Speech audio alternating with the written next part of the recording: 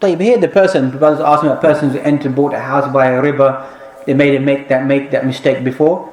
People have different ways of looking at things. There's people who just decided to sell the house and return the money to the bank and whatever money that they have just to go and rent.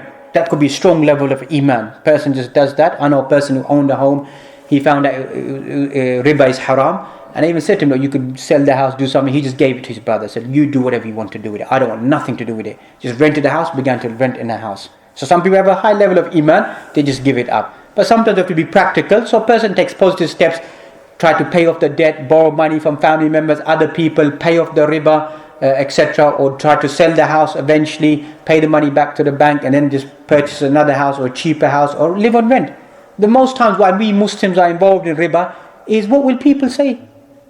That's all we're worried about. That's what it is, isn't it? At the end of the day, that's what people say.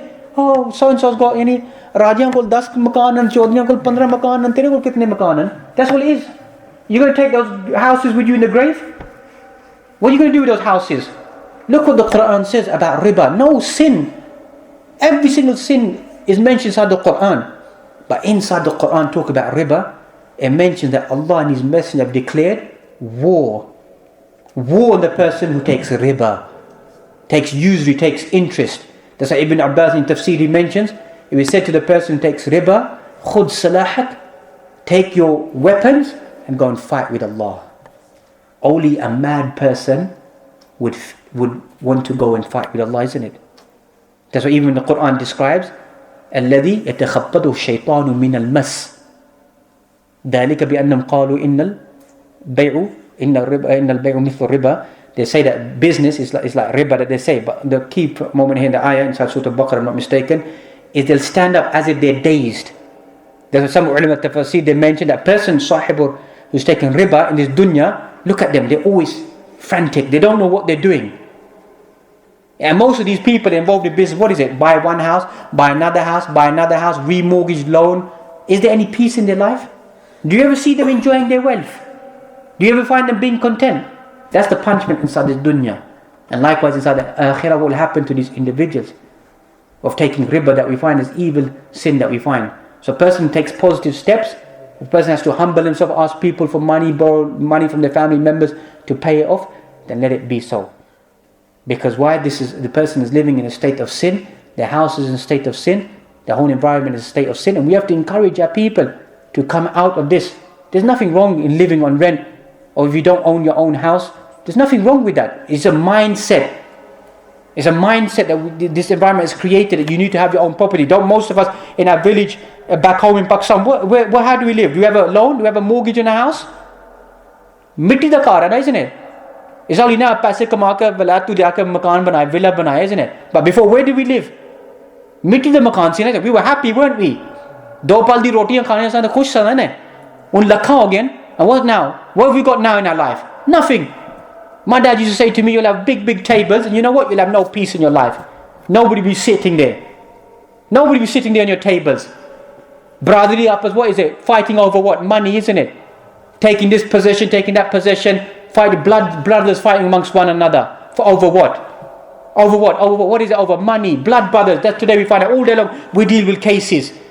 Not just outside family, blood brothers over property. One brother, their father died, and the brothers weren't talking to one another. In the funeral of their father, they turned their backs to one another. Their father's dead body lying in front of them, in the whole masjid, they turned their backs to one another. Muslims in this country, Muslims. Imagine this, their father's dead, they turn their backs to one another. Their mum's there, one brother doesn't want to give salam to his own mother. Afsos nahi karna, pyoda. Over why? This, money. Money, his own mother doesn't want to do afsos. Because why? He wants the money. This is how wretched we've become. There we was a home, at least chwani pocket, we see, do you understand? Ma pyo di izzat si, isn't it?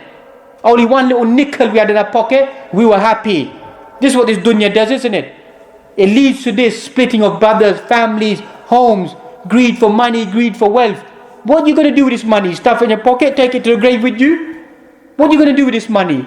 How long are you going to live to enjoy this money? But this is our mindset is become. Because everybody around us, that's all that we live for. Even us individuals, say people of Sunnah, what do we live for? Money, money, money. That's it, all about money. Gaining the money, whether it's halal or haram. Koi gal nahi putra, jo kuch avan deo. Isn't that's what it is? The Imam vi gal karo, Imam nu wapas bhejo, na Imam nu lake aao. Isn't it? That's what it is. That's the truth, isn't it? Even the Imam asks, he says something about it. The dodgy Imam aa gaya sada. Because why people don't want to hear these things?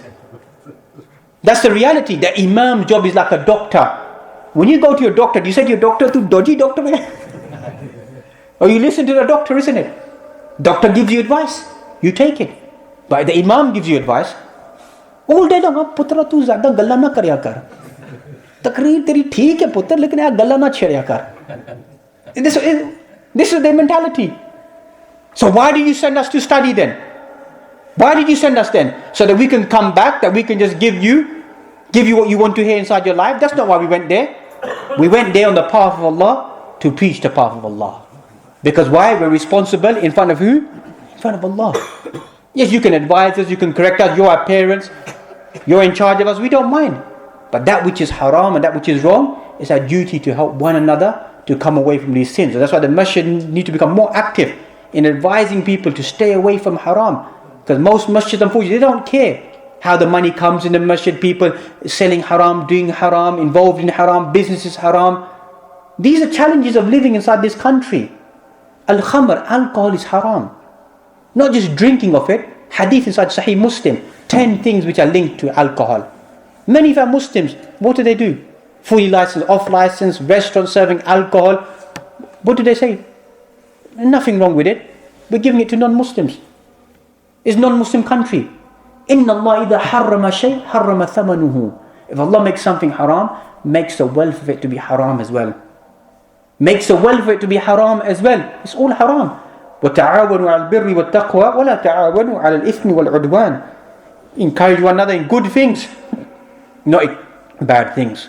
So we should encourage one another in staying away from that which is haram and help. The masjid role, the community's role should be to help people to come out of riba, come out of haram, the wealth that they have, purchase property, buy property, to help people to get on the property ladder, as they say, and to give it to them as a loan, interest-free loan, to help the society. It can be a good role, or even the average Muslim can do that. But once again, it's because of greed, because nobody doesn't want their money to be given to them at a later stage. Everybody wants instant profit. If I can sell my property and earn £50,000, why should I sell it to another brother and only not even earn £10,000 and wait 10 years for him to pay back the money to me? When I can just put it on the property market, earn £50,000, that's it, get another loan, get another mortgage, carry on my life, carry on my business. May Allah subhanahu wa ta'ala gives all the tawfiq and ability to stay away from this evil sin.